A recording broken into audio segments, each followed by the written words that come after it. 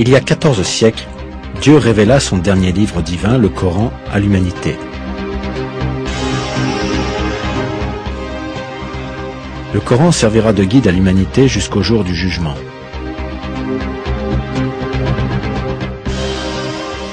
Le style sans pareil du Coran, ainsi que la sagesse supérieure et les caractéristiques frappantes qu'il renferme, sont des preuves claires que c'est une écriture sainte. De nombreux versets du Coran contiennent des descriptions frappantes de faits scientifiques importants, exprimés selon une manière unique et sage.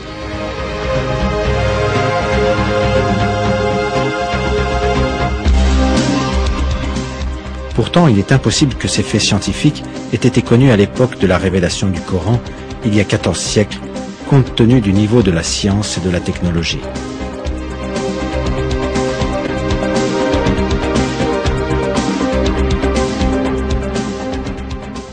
Ces faits scientifiques ont été mis en évidence grâce à la science et à la technologie moderne.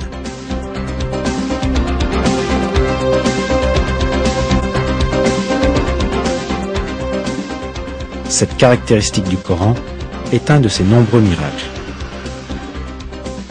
Il n'y a aucun doute que le Coran est la parole de Dieu, le Seigneur de tous les mondes.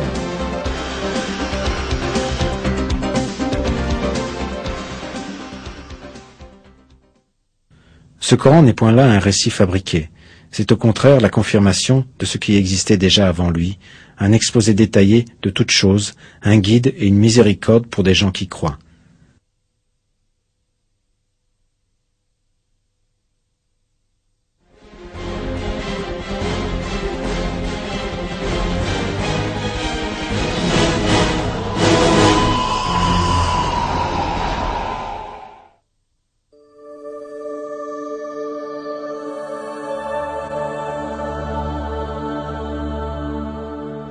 C'est un fait connu de nos jours que la Terre tourne. Le Coran décrit clairement la direction de cette rotation.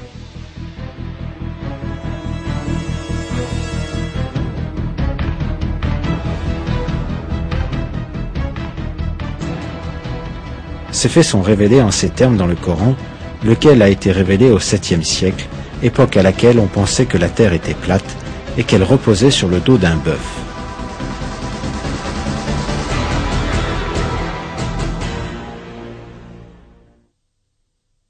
Et tu verras les montagnes, tu les crois figées, alors qu'elles passent comme des nuages. Telle est l'œuvre de Dieu qui a tout façonné à la perfection. Il est parfaitement connaisseur de ce que vous faites.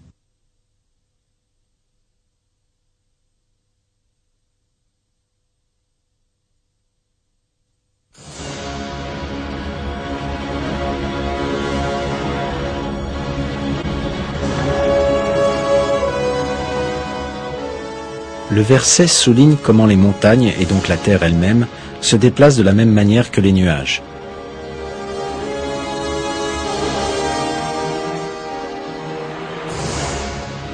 La direction du mouvement des principales masses nuageuses, à 3500-4000 mètres d'altitude, se fait toujours d'ouest en est. La direction est la même que celle selon laquelle la Terre tourne autour de son propre axe.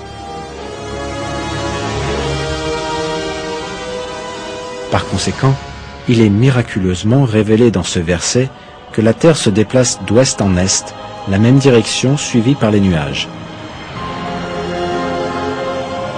Et de plus, cela a été révélé il y a 1400 ans, à une époque à laquelle les hommes pensaient que la Terre n'était pas ronde, qu'elle ne tournait pas autour de son propre axe et qu'elle ne voyageait pas d'ouest en est.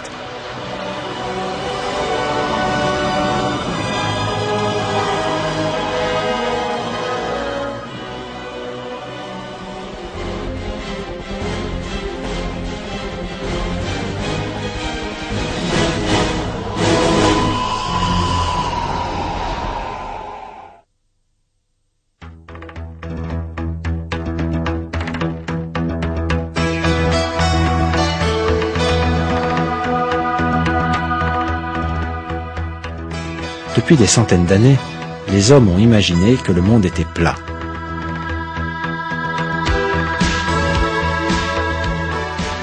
Sa véritable forme n'est apparue qu'avec l'utilisation de moyens technologiques. Notre Terre est ronde. Mais cependant, pas complètement sphérique. Sa forme est celle d'une ellipse, légèrement aplatie au pôle et légèrement gonflée à l'équateur. Cette forme unique de la Terre est décrite comme un géoïde, et elle ne fut découverte qu'au cours des derniers siècles.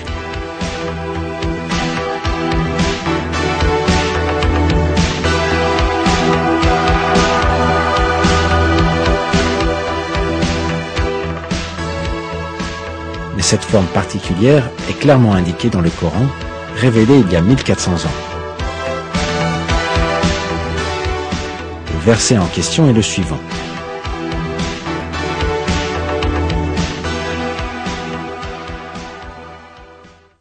Et quant à la terre, après cela, il l'a étendue.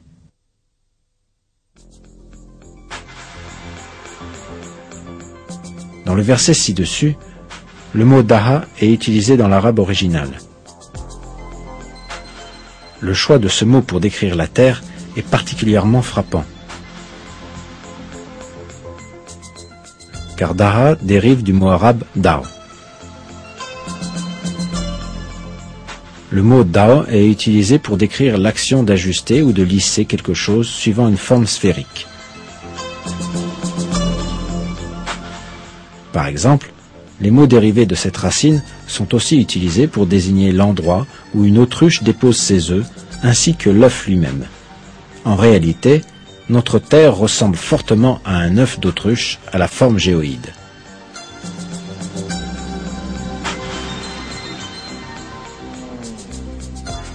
On reconnaît donc que l'usage du mot daha contient des informations importantes sur la forme que Dieu a donnée à la Terre.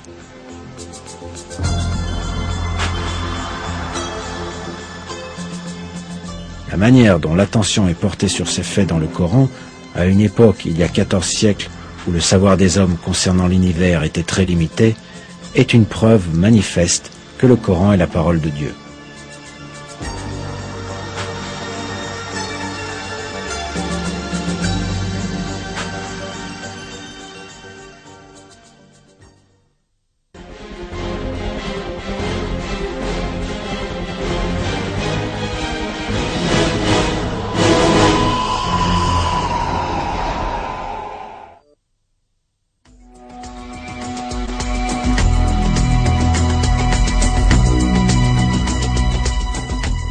Les plantes sont la source de l'oxygène que nous respirons. Elles stockent l'énergie solaire sous forme d'aliments que les êtres humains et les animaux consomment.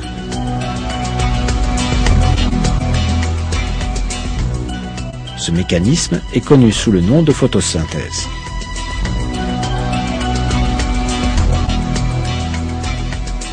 Au cours du processus de photosynthèse, les plantes prennent le dioxyde de carbone de l'air et libèrent à la place de l'oxygène.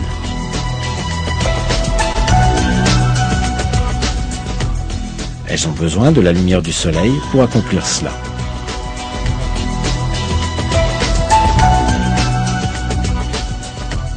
L'oxygène que nous respirons est le principal produit de la photosynthèse. La photosynthèse est un système basé sur des formules chimiques très complexes et sur des équilibres délicats, impliquant des nombres et des unités de poids si petits qu'on ne les rencontre jamais dans la vie de tous les jours. Ce processus ne peut pas être observé à l'œil nu, car il emploie des électrons, des atomes et des molécules.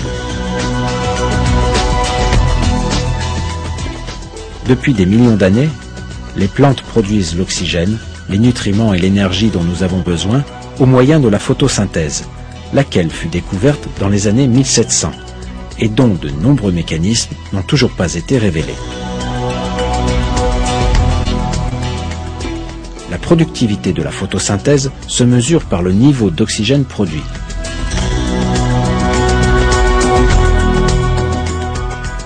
Son point culminant se situe le matin, quand les rayons du soleil sont le plus concentrés.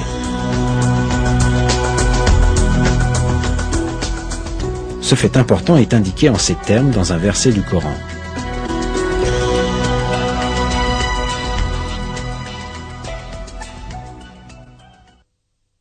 Je jure par la nuit quand elle survient, et par l'aube quand elle exhale son souffle.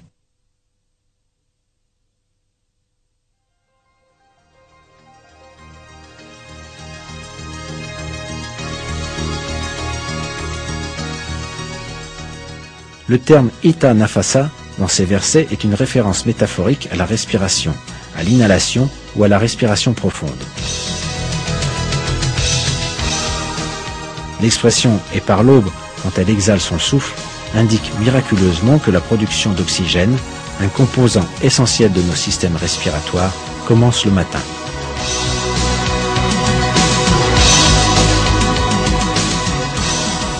Il y a 14 siècles, les hommes n'étaient naturellement pas conscients que les plantes utilisent la lumière du soleil pour produire de l'oxygène au moyen de la photosynthèse, et que ce processus commence le matin.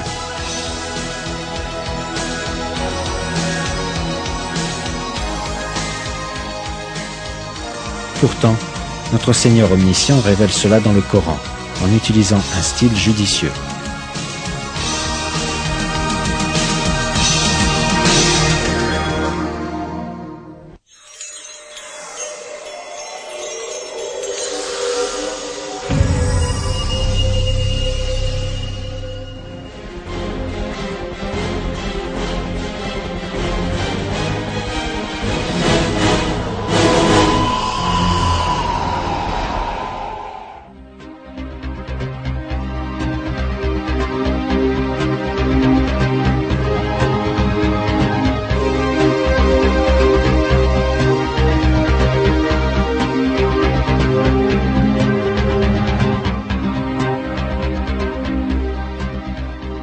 En utilisant la technologie d'aujourd'hui, nous pouvons obtenir des informations sur la structure géographique générale d'une mer, sur les caractéristiques des créatures qui y vivent, sur son niveau de salinité, sur la quantité d'eau qu'elle contient, sur sa surface et sa profondeur.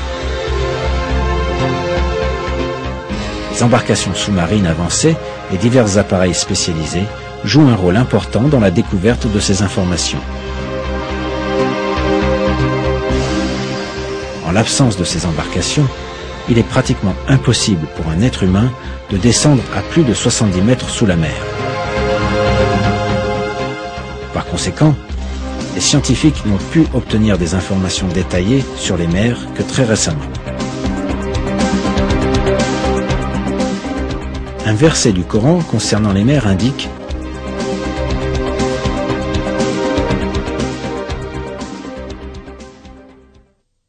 les actions des mécréants sont encore semblables à des ténèbres sur une mer profonde. Des vagues la recouvrent, vagues au-dessus desquelles s'élèvent d'autres vagues, sur lesquelles il y a d'épais nuages. Ténèbres entassées les unes au-dessus des autres. Quand quelqu'un étend la main, il ne la distingue presque pas. Celui que Dieu prive de lumière n'a aucune lumière.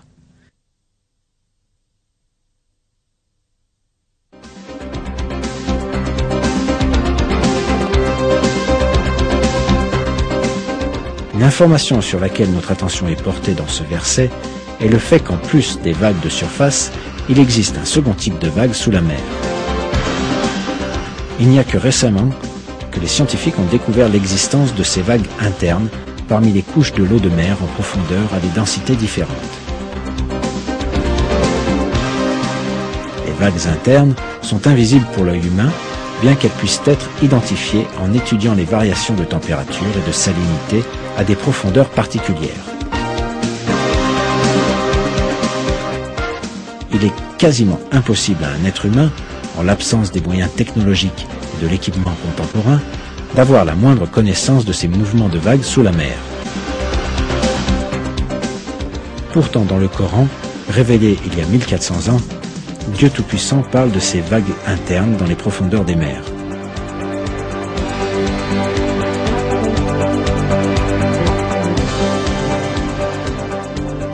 Le fait que cette information se trouve dans un verset, à une époque où les hommes n'avaient pas l'occasion de plonger sous les mers et de mener des recherches, démontre clairement et une fois encore que le Coran est la parole de Dieu.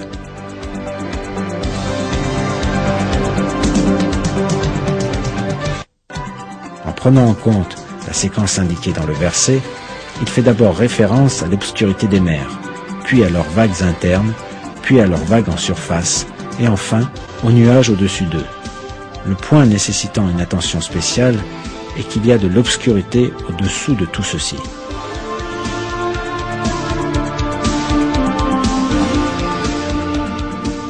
En réalité, les recherches employant la technologie actuelle ont montré que la lumière ne peut descendre à plus de 200 mètres sous la surface et qu'une obscurité totale l'emporte après 1000 mètres. Mais en l'absence d'appareils sous-marins avancés, il est impossible qu'un être humain descende à de telles profondeurs, qu'il mène des observations et découvre que l'eau devient sombre.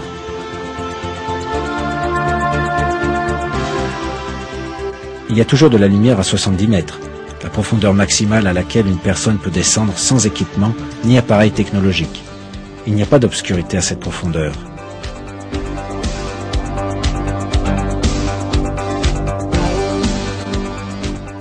Il était donc impossible qu'au 7e siècle, quand le Coran fut révélé, des hommes aient pu plonger sans appareil spécial ni bouteille d'oxygène et aient pu découvrir l'obscurité des mers.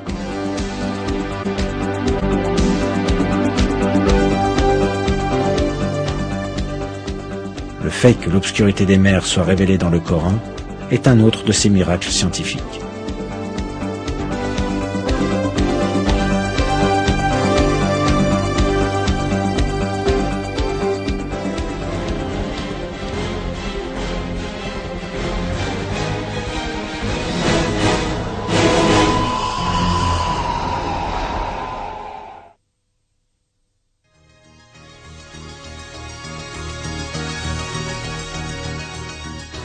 La formation du lait dans le corps des animaux est décrite ainsi dans un verset du Coran.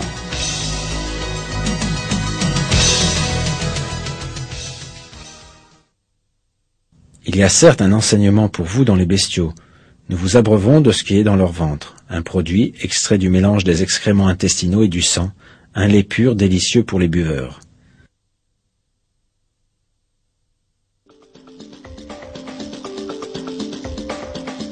Afin de mieux comprendre ce verset, il est utile de résumer brièvement les systèmes circulatoires et digestifs des animaux.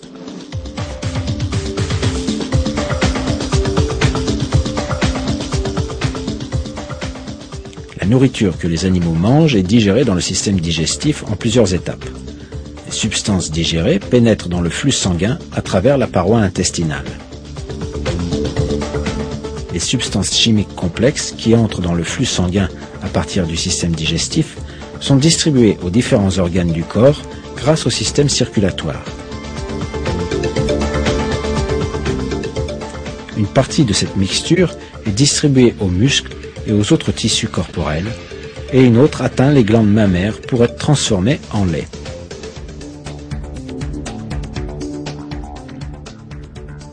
Comme les autres tissus corporels, les glandes mammaires sont nourries par des nutriments amenés par le sang. Le sang joue donc un rôle très important dans la collecte et le transfert des nutriments à partir de la nourriture ingérée.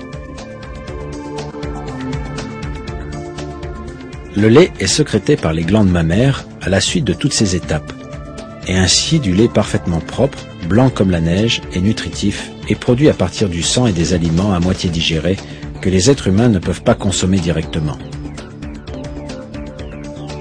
Les êtres humains ne sont pas non plus capables de consommer directement les aliments à moitié digérés se trouvant dans l'estomac d'un animal ni son sang. De plus, s'ils consomment ces éléments, cela peut provoquer de sérieux empoisonnements ou même la mort.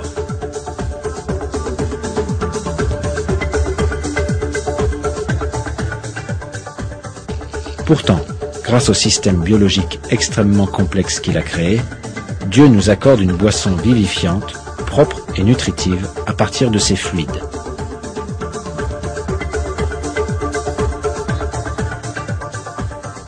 La formation du lait est un grand miracle en soi, mais le fait que des données très détaillées la concernant soient fournies dans le Coran est un autre miracle.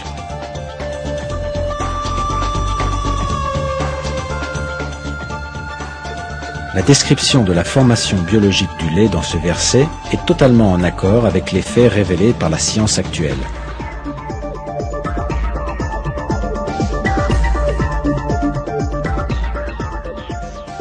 Il est assez évident que de telles informations, nécessitant des connaissances pointues des systèmes digestifs des mammifères, ne pouvait être connu à l'époque où le Coran fut révélé.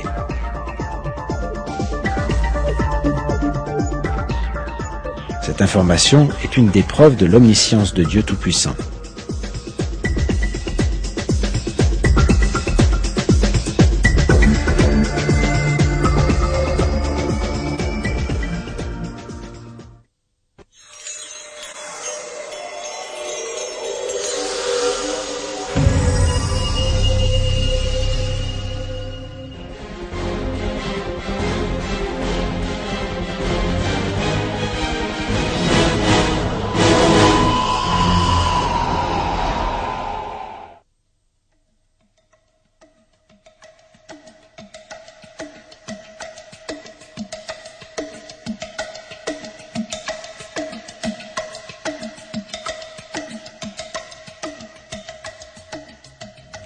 Les êtres humains ont besoin d'oxygène et de pression d'air afin de vivre. La respiration est rendue possible par l'oxygène de l'atmosphère, atteignant les alvéoles de nos poumons.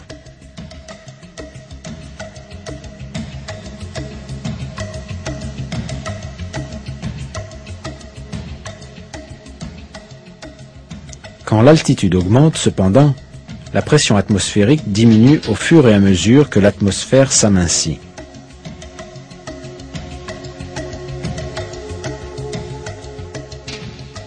Par conséquent, la quantité d'oxygène entrant dans le flux sanguin décline et il devient plus difficile de respirer.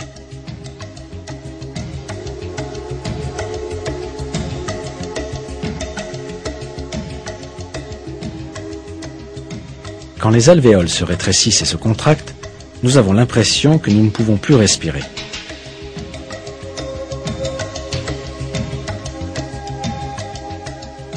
Si la quantité d'oxygène dans le sang est inférieure aux besoins du corps, plusieurs symptômes apparaissent. Une fatigue extrême, des maux de tête, des vertiges, des nausées et une perte des facultés de jugement. Quand une certaine altitude est atteinte, il devient finalement impossible à un être humain de respirer. C'est pourquoi nous avons besoin de bouteilles d'oxygène et de vêtements spéciaux afin de survivre à de telles altitudes. À 5000-7500 mètres au-dessus du niveau de la mer, on peut s'évanouir et tomber dans le coma à cause des difficultés de respirer.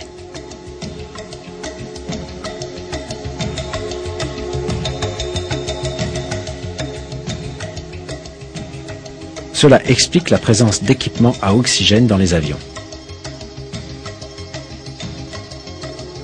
La difficulté ressentie à respirer avec l'augmentation de l'altitude donne lieu à une contraction dans la poitrine et à un sentiment d'être compressé. Ce fait scientifique est révélé de cette manière dans le Coran.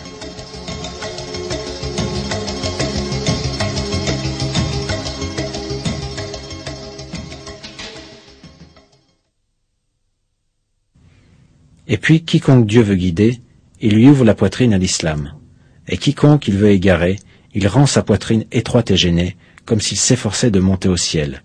Ainsi Dieu inflige sa punition à ceux qui ne croient pas.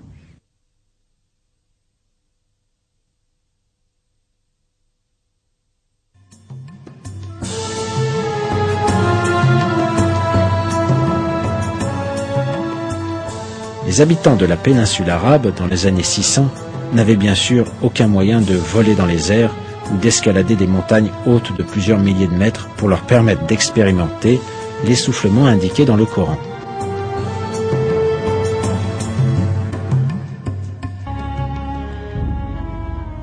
Pourtant, cette information a été donnée aux musulmans dans notre écriture sainte, le Coran, une clarification de toute chose.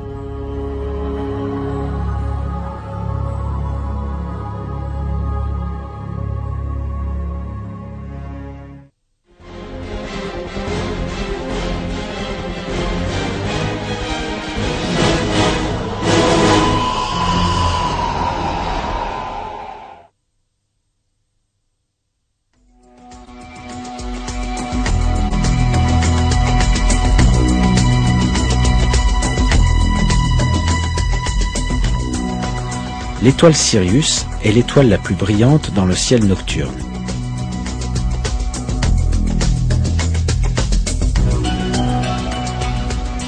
Les astronomes ont calculé qu'elle est distante de nous de 8,5 années-lumière.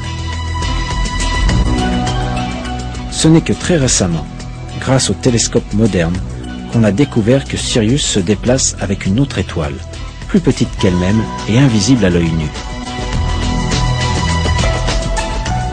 Les scientifiques appellent ce système de deux étoiles Sirius A et Sirius B.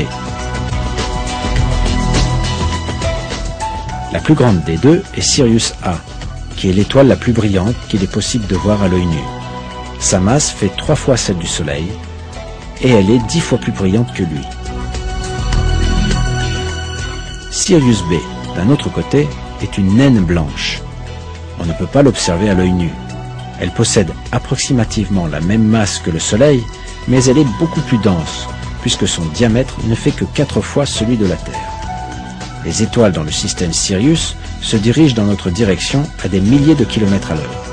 La durée du lever de Sirius à l'horizon de la Terre est exactement la même que celle de notre année solaire, en d'autres mots, 365 jours et 6 heures. Puisqu'ils avaient découvert cette caractéristique intéressante entre l'étoile Sirius et le système solaire, les anciens Égyptiens déclarèrent que le jour où Sirius apparaît pour la première fois à l'horizon serait le premier jour de leur calendrier. À cause de ces caractéristiques, l'étoile Sirius devint un centre d'intérêt pour de nombreuses civilisations antiques. Elles croyaient que cette étoile possédait différents pouvoirs, et certains peuples allèrent même dans leur dépravation jusqu'à l'adorer. Mais le fait est que c'est Dieu, le Seigneur des mondes, qui créa l'étoile Sirius, ainsi que ses caractéristiques, comme il a fait de tout le reste. Dieu fait référence à Sirius, Shira en arabe, dans le verset 40 de la sourate An-Najm du Coran.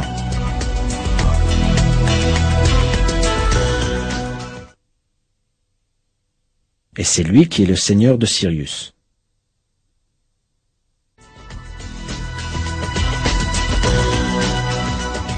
Les étoiles doubles de Sirius orbitent selon des ellipses l'une autour de l'autre. La période orbitale de Sirius A et B, autour de leur centre de gravité commun, est de 49,9 années.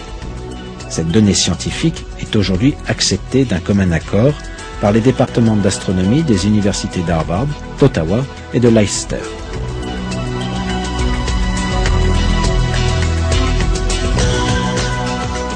Cette information est rapportée de la sorte dans différentes sources. Sirius, l'étoile la plus brillante, est en réalité une étoile jumelle. Son orbite dure 49,9 ans.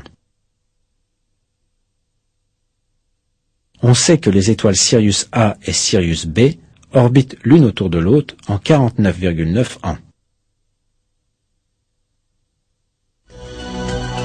Le point requérant ici notre attention est l'orbite double, en forme d'arc, des deux étoiles l'une autour de l'autre. Nous avons vu que l'étoile Sirius est citée dans la sourate An-Najm, verset 49. On rencontre une analogie très sage dans le verset 9 de la même sourate.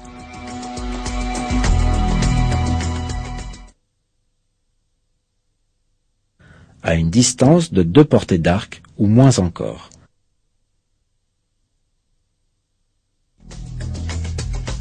Comme on l'a vu jusqu'ici, l'étoile Sirius est citée dans le verset 49 de la sourate, et le verset 9 de la même sourate contient l'expression 2 portées d'arc, pour se référer aux orbites des deux étoiles. Quand on combine les nombres de ces deux versets, en d'autres mots 49 et 9, on obtient le nombre 49,9, la durée en années des orbites de ces étoiles.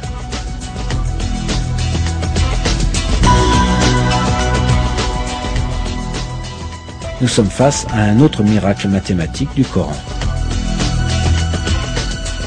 Étant donné les moyens technologiques disponibles il y a 1400 ans, il était bien sûr impossible pour les gens de l'époque de savoir que l'étoile Sirius est en fait un système à 2 étoiles, dont une est trop petite pour être vue à l'œil nu, que les 2 orbites de ces étoiles ont la forme d'un arc, et que ses orbites durent 49,9 ans. Les scientifiques n'ont eu ces informations que vers la fin du XXe siècle. Pourtant, notre Seigneur Tout-Puissant, le Créateur de toutes choses, le dirigeant absolu, a révélé miraculeusement ces faits dans le Coran. Dieu sait mieux.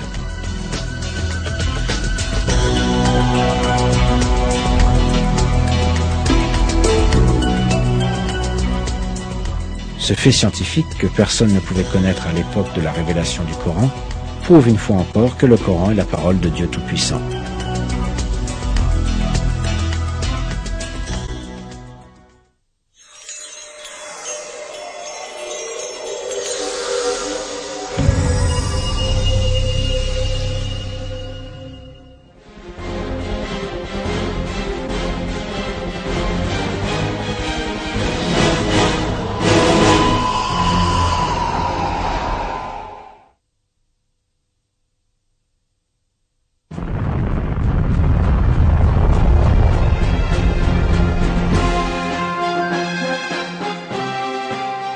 Tout ce que nous avons vu dans ce film nous montre un fait évident. Le Coran est un livre ne contenant aucune divergence. Il provient de la présence de notre Seigneur.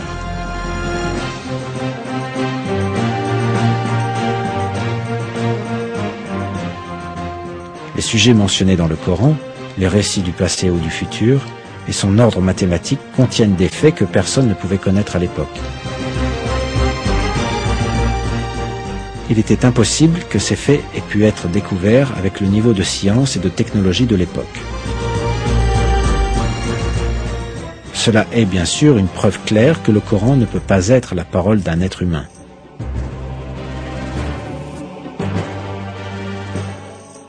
Le Coran est la révélation de Dieu, et il a été conservé inaltéré depuis qu'il nous a été communiqué.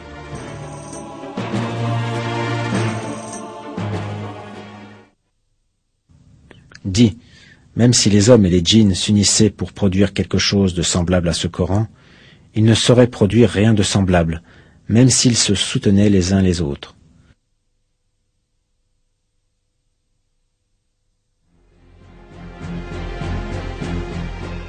Le Coran est la parole de Dieu, qui créa toutes les choses à partir du néant et dont le savoir englobe tout.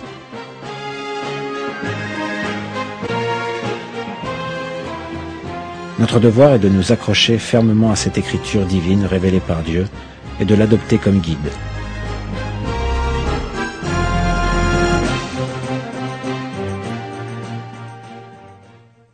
Et voici un livre, le Coran, béni, que nous avons fait descendre. Suivez-le donc et soyez pieux, afin de recevoir la miséricorde.